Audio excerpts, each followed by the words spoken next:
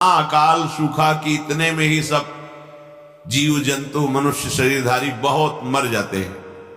भयंकर सूखा, गर्म वायु तपती हुई, बचना मुश्किल है। उसी के घर्षण से दावानल बड़े बड़े वनों में आग लग जाती है। पानी बूंद नहीं, न तालाब में, न कुआं में, न सरोवर में, न सरिता में, सब उष्ण ताप से सूख जाता है। बिना पानी के, बिना अन्न के तड़प तड़प करके जीव मरते हैं। कितना भयानक कष्ट है प्रलय में। हमें तो कष्ट ही कष्ट है। अगर मुक्त नहीं होते तो कष्ट ही, मरना कष्ट, जीना कष्ट, फिर जन्मना कष्ट, फिर रोग कष्ट, विषाद, हर्ष, शोक, भय, मान, अपमान, पूरा जीवन, पूरे जन्म के जन्म जब विचार करके देखो तो यहां कष्ट के सिवा कुछ हाथ नहीं लगता है।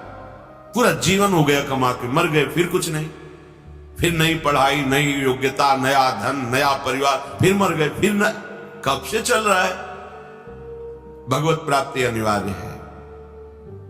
अगर ये सुनकर के तुम्हें भय नहीं लग रहा तो भगवान की माया ने विशेष जकड़ रखा है। कहां हम जाएं? एक ही जगह है, भगवान की शरण। हमारी कितनी दुर्गति है, हम सोच नहीं पा रहे। कब मर जाए कोई पता नहीं। कोई हमारा मित्र है, पता नहीं। हम जिसे मित्र समझते हैं वो धोखा दे रहा है, वो शत्रुता का कार्य कर रहा है। जिसे हम सगे संबंधी वो सब स्वार्थ में। कौन है मेरा, क्या है मेरा?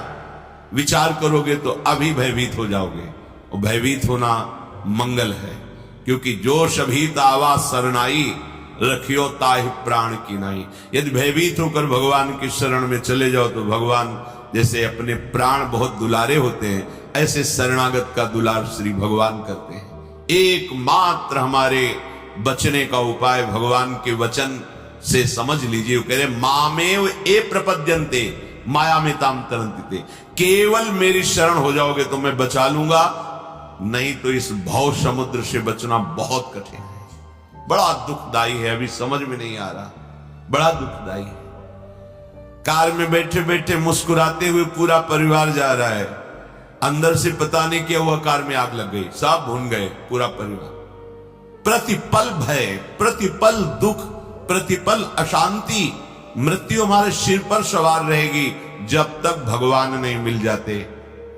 यही अवसर है, मनुष्य जन्म में आप भगवान को प्राप्त कर सकते हो। इस छोटी सी आयु में, छोटे समय में, बिना प्रयत्न के भगवान की प्राप्ति आपको हो जाएगी यदि शरणागत हो जाओ, हृदय से शरणागत हो जाओ।